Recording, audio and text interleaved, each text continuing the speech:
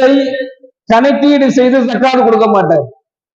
தன்னுடைய செல்வத்தை கணக்கீடு செய்து ஜக்காத் கொடுக்க மாட்டார். இன்னைக்கு இஸ்லாம் நமக்கு சொல்லித் தரக்கூடிய ஒரு முக்கியமான சட்டம் என்ன அப்படின்னு சொன்னா, வருடத்திற்கு ஒரு முறை, அதை ரமலான் மாதமாக கொண்டு வரோம். வருடத்திற்கு ஒரு முறை உங்களுடைய செல்வங்களை நீங்க ஒரு கணக்கு போடணும்.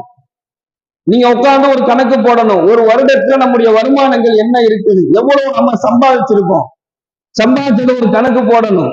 எவ்வளவு நாம செலவீனங்கள் செஞ்சிருக்கிறோம் அதை கணக்கு போடணும். நாம சம்பாதிச்சு நமக்கு தேவையான செலவீனங்கள் போக நமக்கு அதிகப்படியான ஒரு தொகை இருக்குது, ஜக்காத்து கொடுக்கக்கூடிய அளவிற்கு ஒரு தகுதி வந்த ஒரு தொகை இருக்குது அப்படின்னு சொன்னா அதை கணக்கிட்டு என்ன செஞ்சிடணும், ஜக்காத்து கொடுத்துடணுங்கிறது ஸல்லல்லாஹு அலைஹி வஸல்லம் அவர்கள் காட்டி கொடுத்த வழிமுறை. இந்த மாதிரி என்ன செய்ய மாட்டார், அவர் ஜக்காத்து கொடுக்க மாட்டார். யாரு உள்ளத்துல பணத்தை சேர்த்து வைக்க வேண்டும் என்று சொல்லக்கூடிய பேராசை ஒருத்தர்